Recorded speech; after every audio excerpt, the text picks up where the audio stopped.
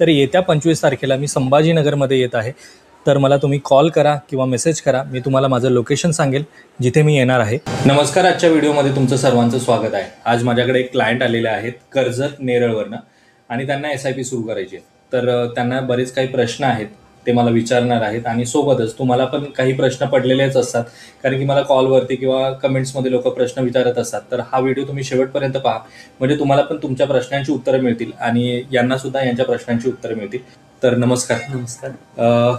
पहिलं तर मला सांगा की SIP का करायचे, म्हणजे म्युच्युअल फंडमध्ये इन्व्हेस्टमेंट का करायचे? मी कसं आहे, तुमचा व्हिडिओ बघत असतो, हा. त्यामुळे तुमचा व्हिडिओ बघून मी एक पैसे कुठे इन्व्हेस्ट करायचे त्यावरती हे बघितलं की हा. कसे काय करायचे, इन्व्हेस्ट कुठे करायचे, त्याची काय किती वाढतात काय होतात, त्याच्यावरती तुम्हाला हे करण्यासाठी मी बघितलं बोलून. त्यासाठी मी तुमच्याकडे मग तुम्हाला कॉल केला आणि मग त्याच्यासाठी तुमची अपॉइंटमेंट घेतली. कसं काय आहे त्याच्यासाठी मग आपण डायरेक्ट बोलून बोलून. ठीक आहे चालेल. आता सर्वात पहिलं मला सांगा की तुमचं मंथली अर्निंग किती आहे, म्हणजे तुम्ही महिन्याला किती पैसे कमवता? महिन्याला 30-35 पर्यंत जातं माझं. ओके. त्यामध्ये आणि त्यामधून मग तुमच्याकडे किती ठेवता, घरात किती देता? घरामध्ये जातात तरी पण अर्धे निम्मे जातात घरामध्ये आणि उरलेले तुमच्याकडे राहतात. माझ्याकडे म्हणजे आपण असं पकडूयात की 20,000 रुपये समजा गेले तिथे, तरी 15,000 रुपये तुमच्याकडे राहतात. आता या 15,000चं म्हणजे तुम्ही काय करता? जसं बँकेमध्ये ठेवतो किंवा मग असे नॉर्मली आपल्या फिरण्यामध्ये ते खर्च होऊन जातात. ओके. आता जसं यांनी सांगितलं की यांच्याकडे 35,000 रुपये महिन्याला येतात, त्याच्यातले 20,000 रुपये राहून जातात आणि उरलेले 15,000 रुपये बँकेत ठेवतात किंवा इतर ठिकाणी खर्च होऊन जातात. असं यांचाच प्रश्न नाही आहे की बऱ्याच लोकांची हीच गोष्ट होते की महिन्याला 30-35-40,000 रुपये सुद्धा कमवतात, पण महिन्याकाठी किंवा वर्षाकाठी जर त्यांचं सेव्हिंग अकाउंट चेक केलं ना तर त्याच्यामध्ये काहीही सेव्हिंग नसते, कारण की बरेच पैसे इकडे तिकडे खर्च होऊन जातात. आणि आपल्या अकाउंटमध्ये पैसे असले ना की आपण काय करतो की एखाद्या शॉपिंग मॉलमध्ये गेलो, तिथे काहीतरी शॉपिंग केली, जी गरज नसलेली गोष्ट सुद्धा आपण विकत घेतो. जसं बरोबर ना, असंच होतं. तर आता जर तुम्हाला SIP सुरू करायची किंवा म्युच्युअल फंडमध्ये करायचं आहे तर साधारण तुम्ही महिन्याला किती SIP करू इच्छिता, म्हणजे काय प्लॅन करताय? 5-1 हजार पर्यंत. 5-1 हजार पर्यंत. आणि ही किती वर्षासाठी चालू ठेवायची आहे? म्हणजे आता तुम्ही माझे व्हिडिओ बघितले असेल, त्याच्यामध्ये मी नेहमी सांगत असतो की लॉंग टर्म मध्ये ठेवा. तर मग तुम्ही तसं लॉंग टर्म मध्ये जाणार आहात की फक्त 4-5 वर्षासाठी विचार? लॉंग टर्म मध्येच. लॉंग टर्म मध्ये. आता तुमचं वय किती असेल? माझं आता 30. म्हणजे अजून 30 म्हणजे मी म्हणेल की तुम्ही खूप चांगल्या वेळेस सुरुवात करायचा विचार करताय, कारण की 30 वर्ष जर तुमचं वय आहे तर याचा अर्थ तुमच्याकडे पुढचे 30 वर्ष आहेत, जे म्हणजे वयाच्या 60व्या वर्षापर्यंत माणूस काम करू शकतो. आणि 5,000ची जर SIP आपण सुरू केली, पुढचे 30 वर्ष भरत राहिलो ना, तर शेवटी जेव्हा 30 वर्षानंतर एवढी अमाऊंट जनरेट होईल त्याच्यामधनं की तुम्हाला विश्वास वाटणार नाही की मी 5,000 रुपयामध्ये एवढी वेल्थ क्रिएट केली, कारण की एवढी पॉवर आहे म्युच्युअल फंडमध्ये. मी जसं व्हिडिओजमध्ये सांगत असतो की लॉंग टर्ममध्ये आणि लवकरात लवकर सुरू करा. जसं आता हे विचार करतात की लवकरात लवकर सुरू करायचं, म्हणजे आता त्यांचं वय 30 आहे तर म्हणजे खूप लवकर सुरुवात झाली माझ्या मते तरी. आता मार्केटमध्ये बऱ्याच टाईपचे फंड असतात, तर जसं मी तुम्हाला फंड्सबद्दल सांगेलच आपण जेव्हा SIP सुरू करू त्यावेळेस. पण मी एक मोठी सांगतो की मार्केटमध्ये 3 टाईपचे फंड्स असतात: small cap, large cap, mid cap आणि फ्लेक्झी कॅप. आता ह्या 3 कॅटेगरीजमध्ये लार्ज कॅपमध्ये तुम्हाला रिटर्न्स कमी मिळतात, रिस्क कमी असते. मिड कॅपमध्ये तुम्हाला रिटर्न थोडेफार जास्त असतात पण रिस्क पण जास्त असते. आणि स्मॉल कॅपमध्ये रिस्क जास्त असते, रिटर्न्ससुद्धा जास्त असतात. पण जर तुम्ही लॉंग टर्ममध्ये इन्व्हेस्टमेंट करत असाल तर तुमची इन्व्हेस्टमेंट ही तुम्ही स्मॉल कॅपमध्ये ठेवू शकता, कारण की स्मॉल कॅप शॉर्ट टर्मसाठी खूप चांगलं प्रोडक्ट नाही आहे. तर ओव्हरऑल जर तुमची 5,000ची SIP तुम्ही करताय तर त्याच्यातले तुम्ही 30%-40% इन्व्हेस्टमेंट ही स्मॉल कॅपमध्ये ठेवू शकता. मिड कॅपमध्ये उरलेली त्याच्यातली फ्लेक्झी कॅपमध्ये किंवा मल्टी कॅपमध्ये ठेवू शकता. मग आपण त्याच्यावरती सविस्तर डिस्कशन करू. आता या व्यतिरिक्त तुम्हाला अजून काय प्रश्न आहेत? प्रश्न तर तसे खूपच आहेत, पण आता सुरुवात करायची म्हणजे तरी पण आता सुरुवात जर केली समजा 5,000पासून, तर कसं काय म्हणजे त्यात करायला लागेल? नंतर ती वाढवता येईल की कमी करता येईल, असं काय आहे का त्यात? हो, नंतर ती वाढवता पण येईल. म्हणजे आता तुम्ही 5,000 नाही करताय, पुढच्या वर्षी तुम्हाला असं वाटलं की आता माझ्याकडे ॲडिशनल पैसे आहेत आणि मला रिटर्न चांगले दिसत आहेत, त्याच्यामुळे मला असं वाटतं की मला अजून पैसे त्याच्यामध्ये ॲड करायचे, तर तुम्ही मग ती 5,000ची 7,000, 8,000, 9,000 जशी आपल्याला हवी तशी ॲड करू शकता. जर समजा मला एक्स्ट्रा पैसे जर टाकायचे झाले, आता माझ्याकडे या महिन्यामध्ये इन्कम जास्त आलेली माझी, तर एक्स्ट्रा राहिलेली आहेत माझ्याकडे, तर मला एक्स्ट्रा टाकायचे झाले तर मग काय करता येईल? तर टाकू शकतो ना. मध्ये आपण जी SIP सुरू करणार आहोत त्याच फंड्समध्ये आपण ॲडिशनल लमसम इन्व्हेस्टमेंट करू शकतो. आता ही लमसम इन्व्हेस्टमेंट कितीनीही करू शकतो, म्हणजे 5,000, 2,000, 50,000, 1,00,000 असं करू शकतो. बऱ्याच लोकांना हा प्रश्न पडतो की जर लमसम इन्व्हेस्टमेंट करायची आहे ना तर त्याच्यासाठी 50,000ची किंवा 1,00,000 रुपयाची गरज आहे, पण तसं अजिबात नाही आहे. तुम्हाला जर लमसम इन्व्हेस्टमेंट करायची असेल ना तर तुम्ही 2,000 रुपयाने, 5,000 रुपयाने पण करू शकता. आता ही लमसम कधी टाकायची? जेव्हा जेव्हा मार्केटमध्ये करेक्शन्स येतं, मार्केट 400-500 पॉईंट्स खाली येतं, त्यावेळेस जर ही लमसम अमाऊंट जर इन्व्हेस्ट केली ना तर खूप चांगले रिटर्न्स मिळू शकतात फ्युचरमध्ये. पैसे आपले कसे कट होणार? म्हणजे जर समजा अकाउंटमधनं आपण टाकलेत हा. तर ते ऑनलाईन जाणार की आपल्याला काही करायला लागणार दर फेरीला?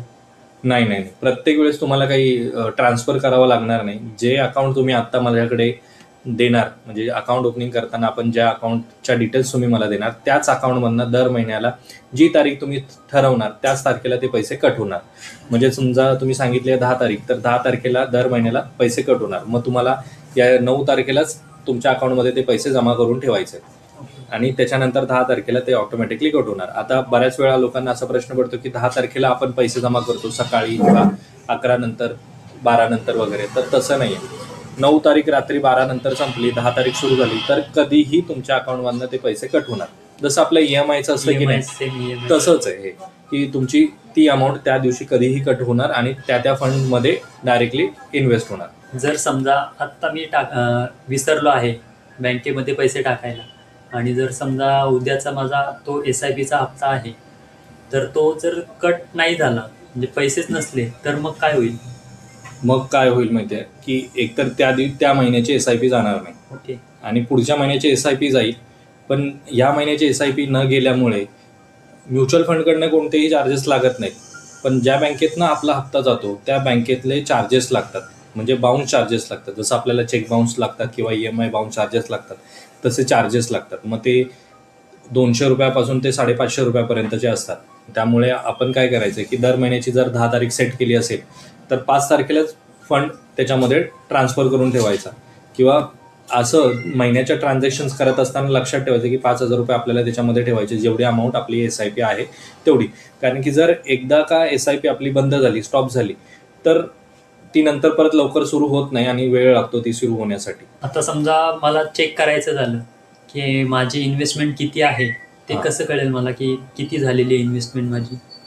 तर दोन प्रकारे कळू शकतं. एक तर ॲपमध्ये मी तुम्हाला लॉग इन करून देणार, त्या ॲपमध्ये आपल्याला सगळ्या डिटेल्स दिसतात की आपली टोटल इन्व्हेस्टमेंट किती आहे, त्याची व्हॅल्यू किती झालेली आहे सध्या, आणि त्यानंतर आपण कोणत्या फंड्समध्ये केलेले आहेत, त्यापैकी कोणत्या फंडने आपल्याला चांगले रिटर्न्स दिलेत, कोणत्या फंडने कमी दिलेत, हे सुद्धा आपल्याला तिथे मिळतं. आणि त्याचबरोबर आपल्याला तिथून जर स्टेटमेंट डाउनलोड करायचं, मला समजा माझा एखादा XYZ नावाचा फंड आहे आणि त्या फंडमधलं मला स्टेटमेंट डाउनलोड करायचं आहे की किती तारखेला अमाऊंट गेली आहे, ते सगळं व्हेरीफाय करून चेक करायचं आहे, तर तिथून डाउनलोड करून स्टेटमेंट पण करता येतं. आणि प्लस दर महिन्याला आपल्या अकाउंटला, म्हणजे जो ईमेल ID आपण दिलेला असेल त्या ईमेल ID वरती आपल्याला स्टेटमेंट पण येतं. दर महिन्याला पण येतं, 6 महिन्याला, 3 महिन्याला आणि वर्षाला आपल्याला ते स्टेटमेंट येतात. आणि प्लस ज्या फंड हाऊसेसमध्ये आपली इन्व्हेस्टमेंट असते, समजा मी सांगितलं की XYZ फंडमध्ये माझी इन्व्हेस्टमेंट आहे, तर ते फंडसुद्धा तुम्हाला दर वर्षाला स्टेटमेंट पाठवतं घरच्या ॲड्रेसवरती. जर समजा हे ॲप वापरायचं झालं तर ते कसं वापरायचं, म्हणजे तुम्ही समजावून सांगणार ना कसं वापरायचं ते? हो, म्हणजे ते ॲप कसं वापरायचं हे मी सगळं सांगणार. कुठे काय कसं ॲड करायचं, कसे इन्व्हेस्टमेंट SIP अमाऊंट चेक करायची, किंवा नंतर जाऊन आपल्याला SIP अमाऊंट वाढवायची असेल तर ॲपमधूनच आपण कशी SIP अमाऊंट वाढवू शकतो, या सगळ्या गोष्टी सांगणार. आणि प्लस असं नाही आहे की मी फक्त आता तुम्ही इथे आलायत म्हणून मी तुम्हाला सांगतोय, जेवढे कोणी माझे इतर महाराष्ट्रामधले जेवढे काही क्लायंट्स आहेत त्यांना मी फोनवरती सांगून देतो की कशाप्रकारे त्या ॲपचा वापर करायचा, कशाप्रकारे त्याच्यामध्ये ॲड करायची अमाऊंट, आपली इन्व्हेस्टमेंट कशी पाहिजे. त्यातल्या सगळ्या लोकांना आता तर माहितीच आहे की कशाप्रकारे ते इन्व्हेस्टमेंट पाहिजे, त्यामुळे तसा काही मोठा इश्यू नसतो. कारण की आता मोबाईलवरती ॲप आपण इझिली वापरतो ना, फोनपे असेल किंवा जीपे असेल किंवा काहीही असेल तर आपण इझिली वापरतो, तसेच ते ॲप असणार त्याच्यामध्ये आपल्याला सगळ्या डिटेल्स आपल्याला पाहता येतील. यासाठी KYC, आधार KYC काही कंपल्सरी आहे?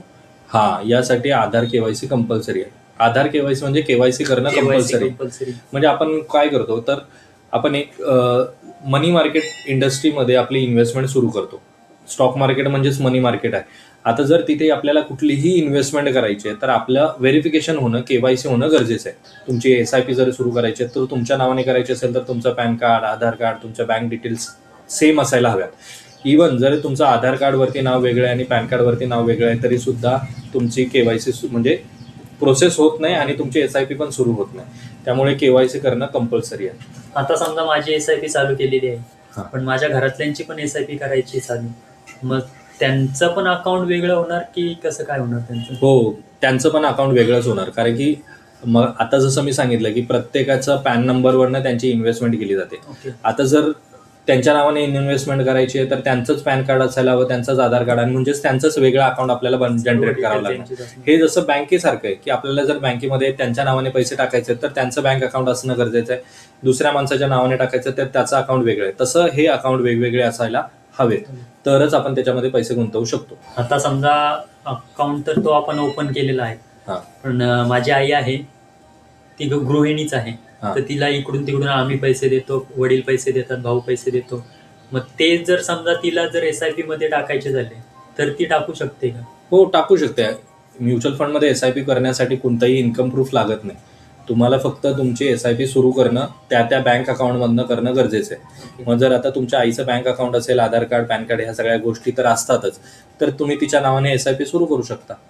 दर महिन्याला तिच्या अकाउंटमध्ये जशी तुमची SIP जाणार दर महिन्याला, तशी तिची SIP त्या तारखेला कट होत जाणार आणि त्या अकाउंटमध्ये म्हणजे त्या फंड हाऊसेसमध्ये इन्व्हेस्ट होत राहणार. तिला सुद्धा तिचं टोटल पोर्टफोलिओ पाहता येणार की किती इन्व्हेस्टमेंट केली आहे, किती अमाऊंट झाली आहे, या सगळ्या गोष्टी. जर समजा मी SIP चालू केलीच आता तुमच्याकडे, हा. बरोबर, मग त्यामध्ये आता नॉमिनी जर ठेवायचं झालं तर ते कोणाला ठेवता येईल? मग ब्लड रिलेशनमध्ये कोणालाही तुम्ही नॉमिनेट ठेवू शकता. ब्लड रिलेशनमध्ये फक्त फ्रेंड्स ऑफ फ्रेंड्स वगैरे किंवा ओके. अशा टाईप ठेवता येत नाही, कारण की आपल्याला त्यांचे डॉक्युमेंटेशन लागतात. ओके. आणि पुढे जाऊन कॉम्प्लिकेशन वाढण्याऐवजी आपण आपल्या घरातल्याच मेंबरला जर त्याच्यामध्ये तुम्ही नॉमिनी म्हणून ठेवलात तर ते चांगलंच राहील ना. पण यामध्ये सुद्धा जर तुमचा एखादा नॉमिनी आहे, त्याचं वय 18 वर्षापेक्षा कमी आहे, तर मग त्याचं नाव तुम्ही नॉमिनी म्हणून ॲड करू शकता, पण गार्डियन म्हणून परत त्याच्या कुणातरी नाव ॲड करावं लागतं. तर त्याऐवजी आपल्या घरातला जो माणूस आहे त्याचंच नाव तुम्ही ॲड केलं तर ते बेटर राहील. आणि आता जर नाव तुम्ही ॲड करताय याचा अर्थ ते पुढचे 30 वर्ष तेच ठेवणं काही गरजेचं नाही.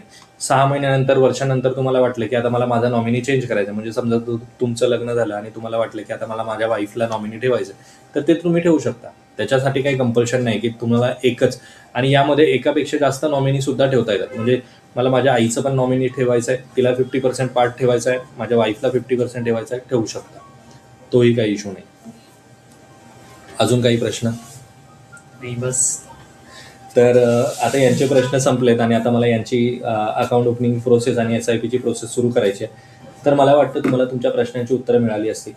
आणि या व्हिडिओमधनं शिकण्यासारखी एक महत्त्वाची गोष्ट म्हणजे काय, तर लवकरात लवकर इन्व्हेस्टमेंट सुरू करणं. बरेच माझे असे क्लायंट्स आहेत की ज्यांचं वय आता 35 आहे, 38 आहे, 40 आहे, आणि ते 40 वर्ष जेव्हा त्यांचं वय होतं तेव्हा त्यांच्या लक्षात येतं की आपल्याला इन्व्हेस्टमेंट करणं गरजेचं आहे. जर इन्व्हेस्टमेंट नाही केलं तर फ्युचरमध्ये बऱ्याच अडचणी येऊ शकतात. पण त्यांना ते 10 वर्षानंतर समजतं, जेव्हा त्यांच्यावरती बऱ्याच रिस्पॉन्सिबिलिटीज येतात आणि त्यानंतर त्यांचं असं डिसिजन होतं की आपल्याला इन्व्हेस्टमेंट करायला हवी. पण सरांनी लवकरच विचार केला की लवकरात लवकर इन्व्हेस्टमेंट सुरू करायची. भले 5,000 असो किंवा 10,000 रुपये असो, तुम्हाला जर तुमची इन्व्हेस्टमेंट करायची असेल तर लवकरात लवकर करा, म्हणजे वय निघून जाण्या अगोदर. कारण की आपण ह्या पिरियडमध्ये जेव्हा 25, 30, 35 या वयाच्या पेसमध्ये असतो ना, त्यावेळेस आपण जास्त ॲक्टिव्ह असतो, जास्त काम करू शकतो, आपल्याकडे अमाऊंटसुद्धा जास्त राहते. जसं जसं आपलं वय वाढतं, 40-45 ज्यावेळेस आपण पोचतो त्यावेळेस आपल्याकडे वेगवेगळ्या रिस्पॉन्सिबिलिटीज येतात. आपल्याला मुलांची फीज असेल का, घरातला खर्च असेल, मेडिकल इन्शुरन्स किंवा इतर काही गोष्टी असतील, त्यासाठी बराच पैसा खर्च होतो. पण जर सुरुवातीच्या काळामध्ये जर SIP सुरू केली आणि जास्त अमाऊंटची SIP सुरू केली ना, तर त्याचा फायदा नक्कीच पुढच्या काळामध्ये तुम्हाला मिळू शकतो. तर हेच मला या व्हिडिओच्या माध्यमातून सांगायचं होतं. तर चला, आजच्या व्हिडिओमध्ये एवढंच. आजचा जर हा छोटा व्हिडिओ तुम्हाला आवडला असेल आणि इन्फॉर्मेटिव्ह वाटला असेल तर व्हिडिओला लाईक करा. चॅनलवरती जर तुम्ही नवीन असाल तर चॅनलला सबस्क्राईब करा. भेटूयात मित्रांनो अशाच एका इन्फॉर्मेटिव्ह व्हिडिओमध्ये. तोपर्यंत बाय बाय.